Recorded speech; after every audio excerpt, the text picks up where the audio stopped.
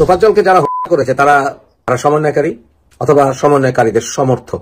একজন মানসিক প্রতিবন্ধী তোফাজ্জল ভাইকে যে মেরে ফেললো, এটা পিছে আমি মনে করি সার্জিস হাসনাত জড়িত। সন্ত্রাসী, আপনি কোনো সমন্বয়ক না, এটাকে কোনো মব জাস্টিস বলে না, এটাকে বলে মব কিলিং। আপনারা কি পারবেন আমার চোখ এনে দিতে? আপনারা কি পারবেন আমার ভাইয়ের হাত এনে দিতে? যদি না পারেন তাহলে আমাদের সাথেই মশকরা কইরেন না। দর্শক শ্রোতা, হঠাৎ এটা কি পল্টে নিলেন সেনাপ্রধান? দর্শক শ্রোতা, এই দিকে শোনা যাচ্ছে যে ডক্টর ইউনূসের কোনো কথাই শুনছে না, অবশেষে আন্তর্জাতিক মামলাও হতে যাচ্ছে। দর্শক, আসলে তাহলে দেশে শেষ পর্যন্ত কি হবে? আজকে ভিডিওটি খুবই ইম্পর্টেন্ট ভিডিও, যার কারণে সম্পূর্ণ ভিডিওটা না টেনে দেখতে চেষ্টা করবেন যে দেশ কি সেনাপ্রধান চালাবেন, না ডক্টর ইউনূস চালাবেন, না আবারও প্রধানমন্ত্রী হতে যাচ্ছে শেখ হাসিনা।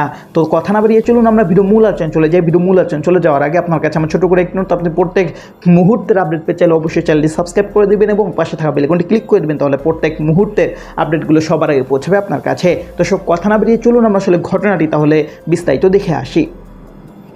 গান গাইতে গাইতে যুবককে পিটিয়ে হত্যার ঘটনা ঘটেছে এবার চট্টগ্রামে। এ সংক্রান্ত ভিডিও ভাইরাল হওয়ার পর চাঞ্চল্য সৃষ্টি হয়, তবে পুলিশ এখনও কাউকে আটক করতে পারেনি। জানা যায়নি নৃশংস এই হত্যাকাণ্ডের কারণ। ভয়ে মুখ খুলতে নারাজ ঘটনার প্রত্যক্ষদর্শীরা। দেশি পাকা টমেটো আর সিক্রেট রেসিপির কম্বিনেশনে তৈরি প্রাউন সস, সসের বস।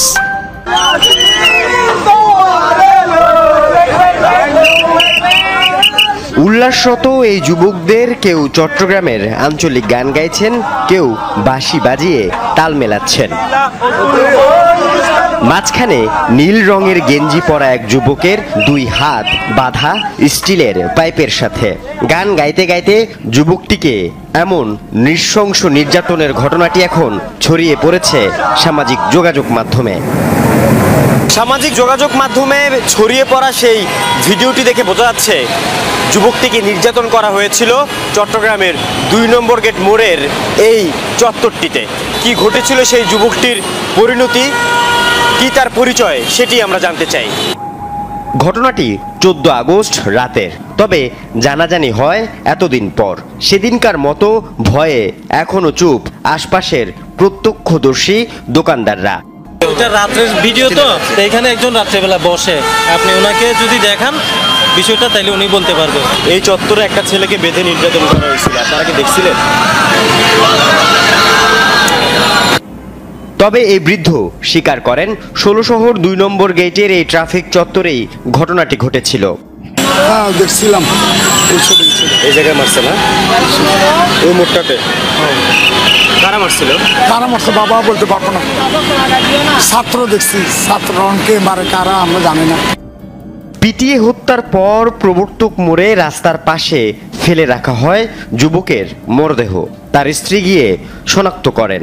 পুলিশ জানায় মরদেহটি শাহাদাত হোসেনের, তার বাড়ি নোয়াখালীর সোনাইমুড়ি। তিনি চট্টগ্রামের ফলমন্ডির এক দোকানের কর্মী। স্ত্রীকে নিয়ে থাকতেন বিআরটিসি বয়লার কলোনিতে। নিহতের চাচা পাঁচলাইশ থানায় মামলা করেছেন। ভিডিওটিতে কয়েকজনকে স্পষ্ট দেখা গেলেও এখনো ধরা পড়েনি কেউ। আপনারা কি পারবেন আমার চোখ এনে দিতে? আপনারা কি পারবেন আমার ভাইয়ের হাত এনে দিতে? যদি না পারেন তাহলে আমাদের সাথেই মশকরা কইরেন না, এই ছেলে খেলা কইরেন না।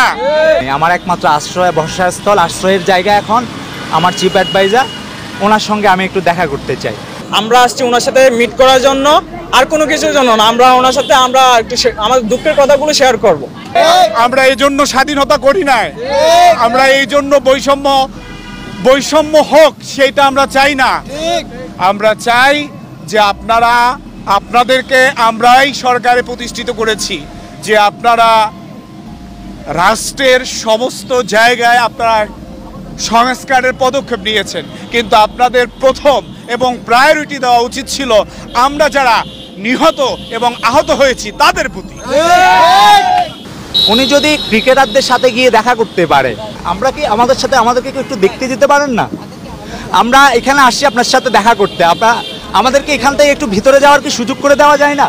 আমাকে বলা হচ্ছিল উনি অনেক বিজি, অনেক ব্যস্ত, অনেক শিডিউল। আমি তখন জিজ্ঞেস করছিলাম আমাকে একটু বলবেন কি যারা আমার সাথে কথা বলছে, এখন রাষ্ট্রের মানে আমার সরকারের ফার্স্ট প্রায়োরিটিটা কি, একটু আমাকে উত্তর করবেন? তারা আমাকে উত্তর যেটা করছে সেটা আপনারা বুঝতেছেন, ফার্স্ট প্রায়োরিটি আপনি যেটা সেটা সেও বলছে। তখন আজকে এরা সবাই আমাকে বলতেছেন, আমি বললাম না ভাই হবে না, অলরেডি আমাকে ব্লেম দেওয়া শুরু করছে। আমি আর পারবো না, আমার কারণে তোমরাও কষ্ট পাবে, হইতে পারে আমাকে কোনোভাবে অন্য জায়গায় নিয়ে যেতে পারে, আমাকে চুপ করাই দিতে পারে। হ্যাঁ, সালমান হোসেন, সরকারি তিতুমির কলেজ, 22 সেশন। আমি ভর্তি আছি নিটুর হসপিটালে আজকে 2 মাস 2 দিন। গত 19 জুলাই ব্র্যাক ইউনিভার্সিটির সামনে বিকেলের দিকে গুলিবিদ্ধ হই। 19 জুলাই থেকে গুলিবিদ্ধ অবস্থায় ওইখানে আসি। তো যেটার উদ্দেশ্যে, মেন উদ্দেশ্য এখানে আসা, কালকে আমরা আহত যারা আছে, আহতদের প্রতিনিধি হিসেবে সাইফ ভাই চক্ষু হসপিটাল থেকে কিছু লোক নিয়ে আসছিল। আমরা সবাই মিলে কথা বলছিলাম, তাই কিছুজন পাঠাইছিলাম যে আমরা ডক্টর ইউনুসের সাথে আমাদের যে আহতদের আর্তনাদ আছে আমরা শেয়ার করব। জাস্ট ওটার জন্য এখানে সাইফ ভাই কিছু আহত রুগী নিয়ে আসছিল যে ওনার সাথে আমরা মিট করি। তারপর ওনাকে সাইফ ভাইকে মিট করতে দেওয়া হয় নাই। এনজিওর কিস্তি প্রথমবার বিকাশ পেমেন্ট করলেই 20 টাকা ইনস্ট্যান্ট ক্যাশব্যাক। এজন্য আমি গতকাল ছোট একটা টিম নিয়ে 15-20 জনের একটা টিম নিয়ে এখানে আসছিলাম।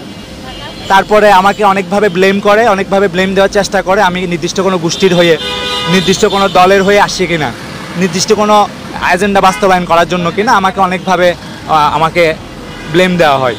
তো তারপরে আমি সালমান ভাই তা আমাকে যখন কথা হয় আমি প্রথমে বলি যে এতগুলো যে দেখতেছেন চোখের রুগী, এখানে কি আমি 1000 রুগী সব নিয়ে আসবো না, আমি তার জন্য মুষ্টিমেয় যাদের শরীর ভালো, আর আমি আছি আলহামদুলিল্লাহ, আল্লাহ বাঁচিয়ে রাখছেন সেজন্য আলহামদুলিল্লাহ, সেজন্য মুষ্টিমেয়। তারপরে যখন দেখলাম যে না, তখন সালমান ভাইরে বললাম, সালমান ভাই তো বললো ভাই আমরা তো আছি, আপনার সাথে তো আমরা আছি, তো চলেন।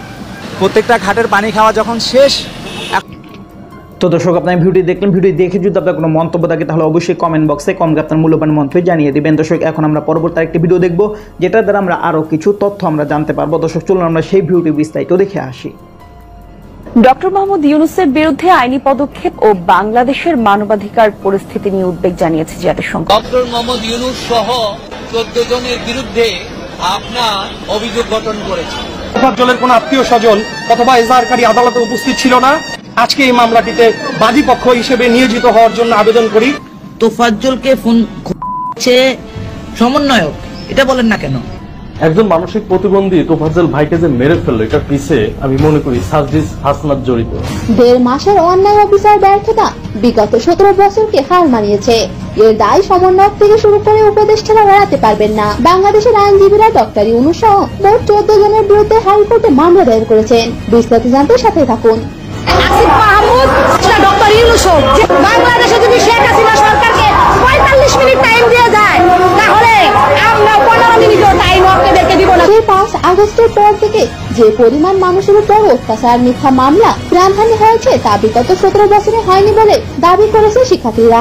এর দায়ভার সমন্বয়করা উপদেষ্টারা এড়াতে পারবেন না। ঢাকা বিশ্ববিদ্যালয়ের সমন্বয়কদের স্বৈরাচারিতার ফলে মানুষের ভারসাম্যহীন তোফাজ্জলকে মারা হয়েছে। তবে তোফাজ্জলের বিচারের জন্য লড়বেন আইনজীবীরা। এছাড়া আইনজীবীরা প্রধান উপদেষ্টা সহ মোট 14 জনের বিরুদ্ধে মামলা দায়ের করেছেন। এ বিষয়ে সমন্বয়ক সাজিদ আলমকে 300 বারের বেশি কল দেওয়া হলেও তার কোনো খোঁজ পাওয়া যায়নি। সাজিদ ভাইকে এখন পর্যন্ত 300 বারের উপরে কল দেওয়া হয়েছে আমার নিজের নাম্বার থেকে। বলা বাহুল্য, মানুষের ভারসাম্যহীন তোফাজ্জলকে চোর সন্দেহে দুমুঠো ভাত খাইয়ে পিটিয়ে মেরেছে ঢাকা বিশ্ববিদ্যালয়ের কিছু শিক্ষার্থীরা। আর এর জন্যই ছাত্র জনতা দায়ী করেছে সমন্বয়ক উপদেষ্টাদের। তো দর্শক, আপনারা সম্পূর্ণ ভিডিও দেখলেন। এই সম্পূর্ণ ভিডিও দেখে যদি আপনার কোনো মন্তব্য থাকে তাহলে অবশ্যই কমেন্ট বক্সে আপনার মূল্যবান মন্তব্য জানিয়ে দেবেন। দর্শক, কথা বলতে বলতে আমরা ভিডিও শেষ পেয়ে চলে এসেছি। ভিডিও শেষ করার আপনার কাছে আবার অনুরোধ করছি, আপনাদের প্রত্যেক মুহূর্তের আপডেট পেয়ে চাইলে অবশ্যই চ্যানেলটি সাবস্ক্রাইব করে দেবেন এবং পাশে থাকা বেল আইকনটি ক্লিক করে দেবেন, তাহলে প্রত্যেক মুহূর্তের আপডেটগুলো সবার আগে পৌঁছাবে আপনার কাছে। দর্শক, বিশেষ কিছু ভালো থাকবেন, সুস্থ থাকবেন, আল্লাহ হাফেজ।